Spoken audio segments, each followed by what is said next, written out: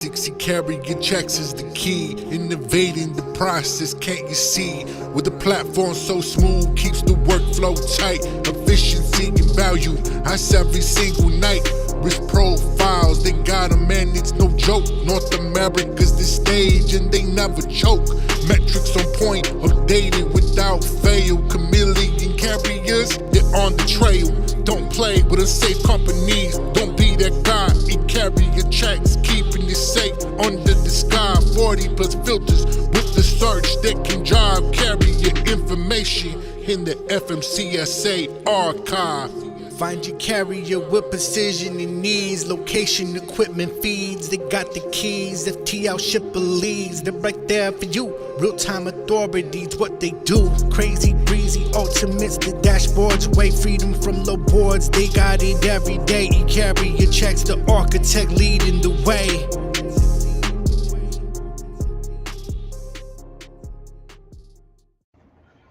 Hello, good morning, and welcome back to another show. Jared and Nate with eCarrierCheck. Good morning, Freight Master Resources. How are you doing this morning, man? Good to see you here. How's everyone's Wednesday going so far? Or actually, week. How's everyone's week going so far? Let us know how your week's going. What's something that maybe we can help you guys out with today? But today we are going to talk, strategic timing in sales.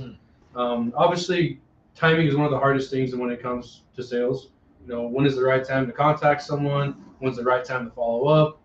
Or am I even watching the market, correctly to figure out when that timing's right? There's a lot of things that go into timing, in my opinion, when it comes to sales. Yeah. And I'm sure you've experienced a lot of the timing issues in your freight brokering career. So I'm excited to kind of hear about that as well today. Yeah, you're busy, man. I know it's Wednesday. Everyone's just kind of grinding this week for sure. And I know with holidays coming up too, like, holy cow, I bet people are starting to buckle down. I'm sure it gets a little bit wild. Yeah. But, you know what I'm excited about? I'm glad they got the port strike somewhat solved. They sort of just pushed the can down the road, a little bit there with some of that automation conversation or committee, as they said in the quotes. But what's going on, T. Landy? How are you, man? I'm excited about that. I obviously, Florida's on the top of the mind here. Yeah. I'm praying for everybody down there. Hopefully, hopefully everyone's done what they've needed to do in order to survive. Yeah. You know what I mean? Yeah, it's really cool to see, communities kind of come together. We actually had a trailer, at our local convenience store here, and our community got together. There's some, some stuff, some goods in there, and the people are actually taking it down to Florida. So it's really nice to see communities from all over the world, or the U.S. that is, kind of get together for Florida, man. Step it up. It's awesome to see. Some things. Yeah, I saw there was another truck going to North Carolina. It's just been nice to see people kind of go, God, we need to help somebody. Yeah. Especially like all those statistics of a lot of people don't have flood insurance, so pretty much they've just lost everything. So then, what do you do going forward? That's a tough gig. Yeah, I did see. I don't know if it was a joke or not, but I saw some company sent. I don't know if it was another company in Florida, but they sent them chainsaws, but they're electrical. And he's like, we have no electricity, so I'm not sure how this is going to work. They'll figure it out. That's a long extension cord. You know what I mean?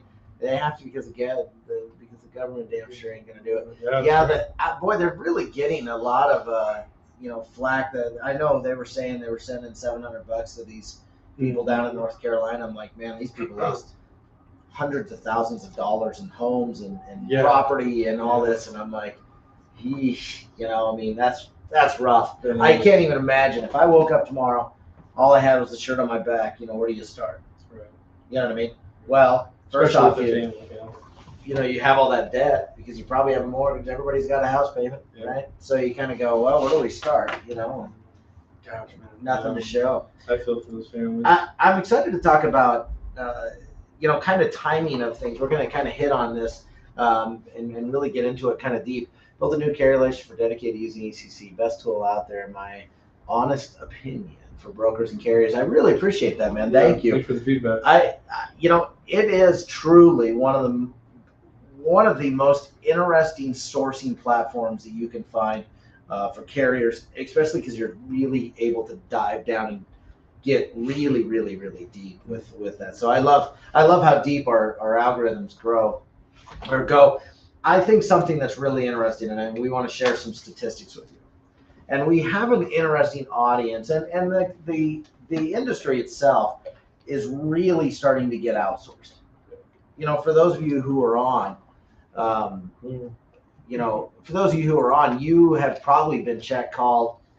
You've probably worked with dispatchers if you're a broker, and they're not in, America. They're not in the 48. They're down in Colombia. They're overseas, and sometimes honestly, I think there's confusion as we bring in more and more new people into this industry, especially as this industry is outsourced more and more, of when things start to kind of go, right? When things start to heat up. And what I think is interesting is we pulled up some of our data points off eCarrierCheck, and we want to share those with you today. We're obviously going to talk about timing and some of those things that I got the opportunity to sit in on some sales calls yesterday, help some guys, and that was incredible. I learned some new things that I thought was really entertaining, so we'll share those things with you. But here's something that I thought was interesting, right? So we had our programmers pull these off. There's millions of data points here. If you haven't gone on eCarrierCheck.com, it's a free lookup of carriers, right? Our goal is to get more hits than the FMCSA does. That's our goal. I don't know if it'll ever happen, but at least we put a risk radar on it. We kind of add things into it. Why go to the burger stand when, the guy up the street has cheese, and he's got mayo and some pickles. I love mayo. We got tacos. Let's just do that. That's fair. Exactly. Exactly. We have tacos. Do you like mayo on your burger or no? I don't mind it. Not a mustard guy, not an onions guy. Yeah. You don't like mustard either? No, I don't like mustard. I'll do mayo. God, I love. I go crazy with the mayo, but we'll make it work. I bet Tire Killer's a mayo guy. Who puts mayo on their burger here? I'd just be curious. Either way, let's get into this. So interestingly enough, when we've charted people searching eCarrierCheck, okay, let me tell you when this industry kicks off. As far as when people are looking up carriers, when our site becomes engaged. And it really is kind of interesting because I've seen this when I was on call. We're in mountain time. But the calls, if you're on call, start to flow in around this time, which is kind of interesting. So the industry kicks off 8:30 a.m. Eastern time, okay, and doesn't let off until 5:30 Eastern time. The lull over lunch is a true thing. There are people that they stop. I remember when I worked for Tiffany's, this was always so interesting. For whatever reason, and I caught the tail end of this, but Gucci, who is always there was a Tiffany's, there was a Gucci, right? Gucci always closed down from 12 to 1 to allow their employees to go eat. Mm-hmm. So retail store just closing from 12 to 1. Is that the weirdest thing you've ever heard? Especially Gucci. Yeah, and this was something that they did for quite a while, and then they changed their thinking. They were like, well, we need to be open. We need to be open. When people are on their lunches, they want to come to us. So they've changed this, but I was at the tail end of that tradition that I saw when I was at Tiffany's. And it's interesting, and when we see this kickoff, no kidding, from 1 to 2, people just kind of take a break. Yeah. They go eat, they go whatever may be, not a lot of freight going on, right? So that's a real thing. Here was what we did with these numbers yesterday, and I thought this was really, really interesting, right? TRS, what's up, brother? In treatment till Monday. Hopefully things are going well. We're wishing you a speedy recovery, but love that you're on, man. Yep. Keep grinding, keep pushing, man, and keep doing what you're doing. So here's what we did with these numbers, because we wanted to know from a rhythm standpoint, if you're making sales calls, if you're reaching out to people, when is the optimal time to actually make a phone call, right? And is it during that lull at lunch, or is it, should we call at the last hour of the day? Look, that's a good point. I don't know if any of you can see this. Yeah, you can kind of see it, right? Honestly, after seeing this graph and kind of just hearing the people we chat with, the brokers and stuff like that, I seem to find better hits like right before the day gets crazy, and then towards the end of the day. Mm-hmm. I mean, you've gotten sales calls many times, or not even spam calls, or you know, during our work day, and you're like, hey, I don't got time for it. You know what I mean? So, I'm a big fan of trying to play the lull prior to it hitting. okay. So, for instance, I love a late morning cold call because they're kind of winding up projects, or they're winding up some of their morning meetings, and you might be able to catch them in that regards, right? You know, something that I thought was interesting, I'm going to try it today with the guy, is we're going to call at the end of the day. Because I think that they're checking out. Why not, you know, kind of that 5 o'clock Eastern, so 3 o'clock Mountain. Let's just see what 10 calls does and brings. So we're going to try that today and just see if that brings the house. But you know, yesterday, I got to say, we made quite a few calls yesterday. Quite a few, meaning we took, I think we made like 30 calls. Okay. We talked to 23 people of 30 calls. Now, there's still some of that COVID stuff. My favorite is this lady answered. She goes, you want shipping and logistics? Yeah. And she sounded really friendly. She literally transferred us to a voicemail line that said that they didn't want carriers and brokers calling them. She's like, I'm not even going to tell you. I was like, all right, well, we just got rickrolled, you know, but professionally. But it was really interesting to, you know, people are answering the phones. You know, people are starting to do bids. They're starting to look for new vendors for 2025, new relationships for 2025. And that was our approach yesterday in all those calls. What does 2025 look like? We weren't looking for today. And even the open question, the first one out of the gate, you know, hey, we're a logistics provider in the United States, as well as Canada, and we're looking to see what 2025 looks like for you and how you're bringing on new vendors. Yeah. I love this because you guys were thinking strategically on, all right, it's this point of the year. We understand that they're going to be looking for new vendors for next year. Yeah. This is prime time to maybe start hammering the phones and preparing for those conversations. So I love that strategic timing in that aspect. Yeah. I like that. And people were pretty open to that question. Because you don't want it now. Well, and we weren't the typical cold call. Hey, what are you doing for trucks? What's going on? How are you finding trucks? Well, everyone can find a truck anymore. You know what I mean? How do you find a truck that, you know, works for you? You know, and it's almost like that. Have you ever seen that graph? And I think this is where brokers and potentially carriers are kind of stuck in. But have you ever seen that graph where it's like, how did you meet your significant other? Boy, girl, whatever it may be. And it shows it from the 80s to like 2025. And it's this moving graph, and it's very entertaining. And it's like, you know, I met them through friends. I met them through family. I met them through school. I met them through church. You know, and as you go through the 80s and 90s, you know, those things kind of go up and down. And then all of a sudden 2005 hits, and then this little one that was sitting at the bottom, right, it starts to move up. And it was at 0%. And it's all of a sudden, it's like, I met them online, right? And so as you think about, you know, what looks like today versus what it looked like 20 years ago, is all of a sudden now, guess what the number one is? You know, it's not here anymore. Number one is I met him online. Yeah. And I think that same thing can be true with the importance, and I think this is for everyone. This is the importance of building a brand, posting daily, starting to develop hey, I'm going to add some value as a broker today, or hey, I'm going to add some value as a carrier today because I want brokers to find me. You know, if I'm a carrier, and we've got some carriers on, I love these guys. I can't get enough. I came from a carrier.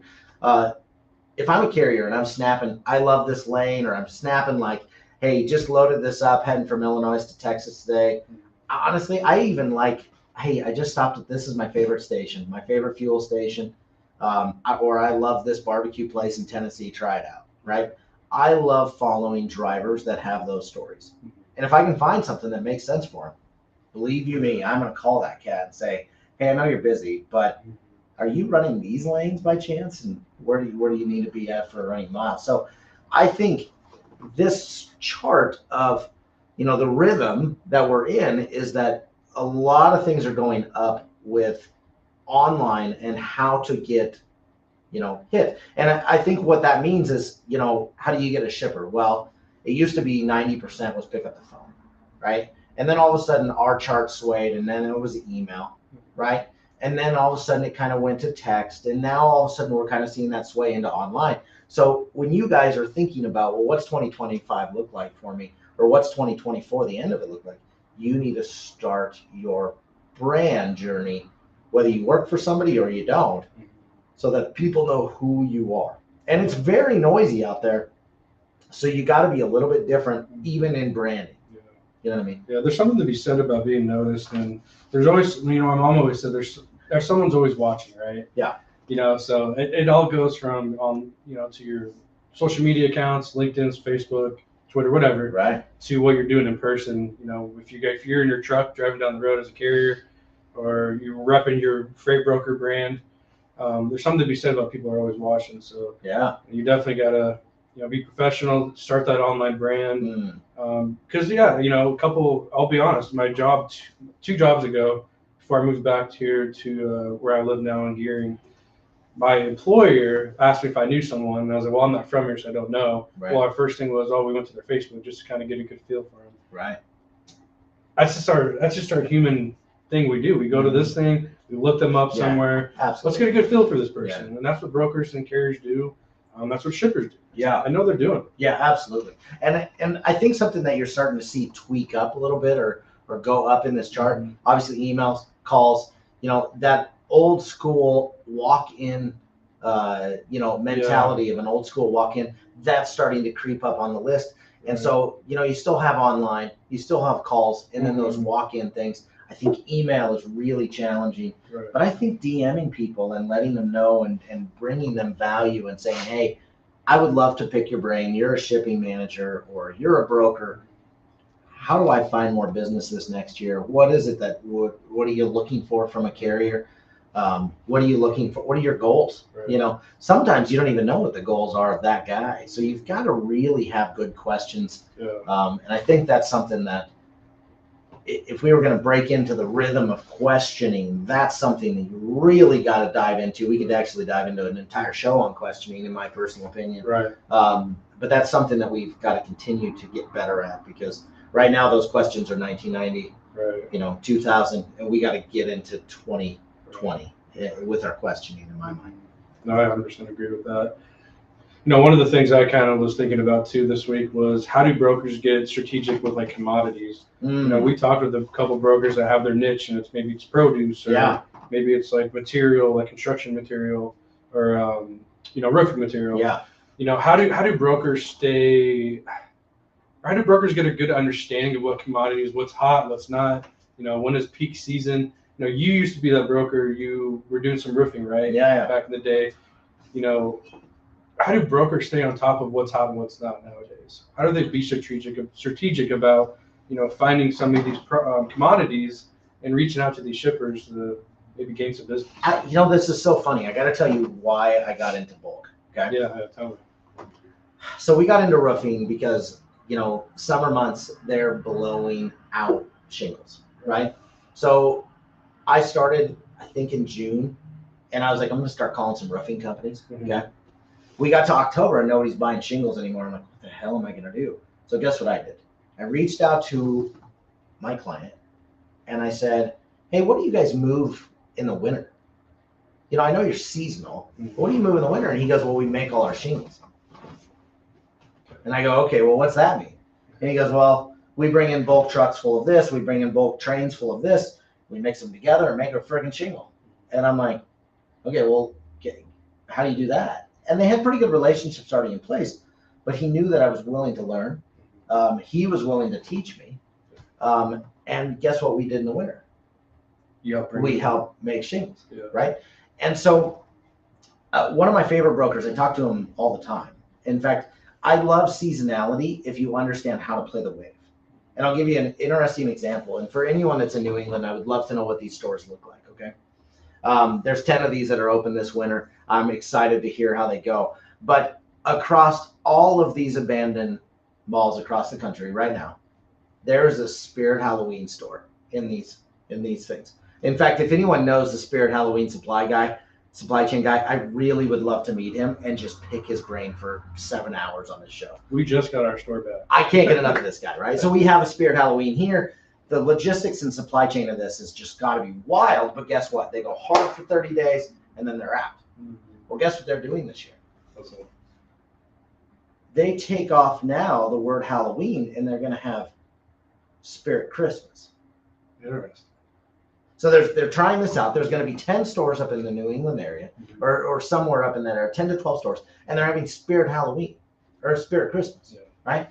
And so what they found is that they weren't playing the rest of the year. It's hard to play the rest of the year. Now they own, other stores, they own that I can't remember that Jokester store in the mall. They have an interesting supply chain that's all year long. But if you're in seasonal goods in this country, if you don't have the next wave, right, then you're going to just fall flat to your face, right? So I'll give you some examples. Right now is a good time to, well, we're probably on the back end of this thing, is you should have been looking for pumpkins, right? Last month it was probably green chilies, right?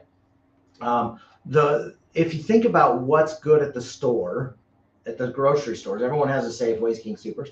You can kind of see what is flowing through their aspect, right? All of a sudden, guess what's going to be in those parking lots at the malls? You're going to be able to buy live trees, right? So now all of a sudden we got Christmas trees coming here soon. Have you ever bought a Christmas tree too early? I have. Yeah. Absolute disaster. We got needles everywhere, and it's not even Thanksgiving. I don't want to even talk about it. I didn't get into that. I had to buy 2 trees. But if you're in transportation, you've got to understand that all of a sudden, here we go. We've got Christmas trees coming, right? So then in January, February, March, come into February, March, all of a sudden we're going to be kicking into the South and mulch and landscaping, right? They have spring a lot earlier than we do, right? Rock and stone and things like that, right? And then landscaping and nurseries. And then you can play the game into produce, which is onions and all the craziness. They do multi-stop nuts so things, clay pots and things like that. So if you're trying to figure out how to do this, right, watch what's hot on the shelves. That's when you can, as a freight broker or a carrier, start to go, man, I should call this and just have a question, right? And if you don't know it, stay curious and call the guy and say, hey, when's your hot season? You know what I mean? I remember talking to a shipper that was a blueberry guy, and man, that was an interesting combo. We just sat there and talked about blueberries that I had no idea about. And he educated me because guess what? If you call people during their off-peak hours, they have a lot of time to talk. Right. Nobody's calling produce guys right now. So why not get ready for 2025? So you're kind of saying let's plant the seed when it's slow, and then when that time picks up, it's there. Let's go. Yeah. Right. Because everything takes time to get set up, right? I want to go haul onions or potatoes or, you've got to understand the seasonality of those things. Truly, I don't think there's a lot of people that do that. There's a very minimum that I've talked to that do what you're talking about. But in most people's, I think, mindsets or their business right now, it's like, hey, we got to find freight tomorrow. I know. We should have found freight yesterday, right? So, but I think it's a really good idea to take some time away and plan for that future. If you could plant the seed, and hopefully by this time again next year, you're moving a weird amount of freight. Yeah. But obviously you got to take into consideration, okay, during those slow times, what am I going to do? Right. But I think it all starts with a phone call too. If you're living on the boards, which happens, we talk to carriers all the time, right? And they are on the boards or here's the next question after the transaction is, yes, he's going to give you a load today. Why not ask him, hey, what do you got for next week? Or what's a regular move that you've got that I can help with? Just ask a better question, right? And that's going to help carriers. That's going to, brokers should already know that. But if brokers are looking for freight, they've got to do their own thing and call shippers directly, right? Yeah. I think we get off the phone way too soon. Yeah, I agree. And I get it. I remember my first couple sales calls in my last job. It's like, okay, well, I already could tell the vibe. They don't want to talk to me. They don't want any of my time. But it's like, if you really ask just a better question one time, it could lead to another 15 minutes on that phone call. Yeah, just stay curious. I think there's a reason why all these programmers, all these tech guys are like, man, this could all be automated. Yeah. And they're to a certain extent right. However, the intermingle or the intermix of AI and humans is more powerful than just the AI itself, right? Yeah. Give it 10 more years and brokers are going to be doing things differently. Well, we were doing things differently 10 years ago. I can tell you that. It's great. And carriers is the same thing, right? I mean, there's been the introduction of all these, different inventions, right? I mean, all of a sudden they were like, hey, you got to have ELDs in your deal. We're no longer doing paper logs. And everyone kind of fought that for a while, then they kind of got used to it, right? Yeah. It'll continue to streamline, and those conversations will continue to dwindle down. So making sure that you're building relationships is going to be important. I like that, man. I really do like that. That like we say this all the time. There's really, if we had a good picture of when a good time is, you don't really have that picture. But if you can take control of the things you can control, like we talked about today, your timing is going to be immaculate. Like, yeah. You'll figure it out soon. You just got to pick up the phone, ask some questions, get a good understanding. Watch the news, go to Freight Waves, and like you said, see what's hot. Yeah. Yeah. The American economy is wild, and with it being, with this industry continuing to go more and more outsourcing, those guys and gals that are in other countries, really the world is very small, and you can get as much news as you need or want, and so you just kind of have to keep up with that. But I think what's so interesting is, just continually tracking what time you're making calls, continually track just look at all aspects of those key performance indicators through your day and say, what can I do a little bit better? Or maybe I should try it at this time. We're going to do those calls tonight at 3. I'll keep you posted. Honestly too, just to kind of help you be more strategic with timing too. I think, you have a phone call, document what was said, take some notes. You got to write down what's important to them because that's important. Yeah. And you got to hit on that. Yeah. If they say call back in 6 months, guess what? You call back in 6 months. Yeah. But in between that, obviously do some homework, find some sense relevance. Of value. Yeah, sense of value. Sense of value. But utilize that tech or utilize, your calendar to set those reminders and touch back, with those shippers that you're calling or the carriers or whatever it may be. But there's ways I think that people can be doing to be more strategic and help them with their timing and things like that. So yeah. I think keeping your word in today's world is more important than ever. Just to, hey, I'm going to follow up with you Thursday, then follow up with them on Thursday. Right. And just keeping your word. And you can do that strategically through those first 2 or 3 calls, and just letting them know, hey, I'm going to touch base with you next month. I like to call people on Mondays. That worked for you. Yeah. And then call them on a Monday, you know what I mean? Or just be a little bit off, So I agree, man. You got any closing thoughts, man? I know we've been here for almost nearly 30 minutes, but any closing thoughts or maybe some advice on some brokers that are maybe trying to get into maybe some of those seasonal commodities or just trying to stay, strategic with their timing or just their efforts? Yeah, for the brokers that are calling us that don't have clients, I mean, there's quite a few of them that still just call us. Oh, yeah. And we love those phone calls. We get a lot of that strategy talk. I'm a big believer in, if you're not having luck at shippers, then let's call a bunch of carriers and have conversations and build some knowledge, build some ways to understand your depth of what makes sense in that city or what makes sense in the industry. And carriers have the knowledge. So if you're not having luck with shippers, which are tough, I get it. Call some carriers, do that. And outside of that, I'm praying for those people in Florida. Definitely concerned with that. I've got some friends down there, and hopefully everything turns out okay down there. So hope everyone's staying safe for sure. Freight Master Resources, as a broker, those carriers who I have built great relationships with, I'm sure shippers they've picked up for in the past when they're busy, their lanes, etc. Honestly, I have gotten so many leads from carriers. It is not even funny. You hit it on the head here. These are those little, this is what makes Freight Master Resource a friggin' master resource. Yeah. Is that this little tip right here for those brokers, those dispatchers, for those people that are trying to get into this industry, right here. It's that little nuance that you can ask the right question and guess what? Yeah. So I love that. Thanks for sharing that too, Freight Master. Yeah, absolutely. Jared, everyone, that joined us today, I appreciate you for being here. Reach out to us. We'd love to help you, find some strategies to grow your business, whatever it may be. We just love to network as well. So make sure you reach out to us. Follow us on LinkedIn, YouTube as well.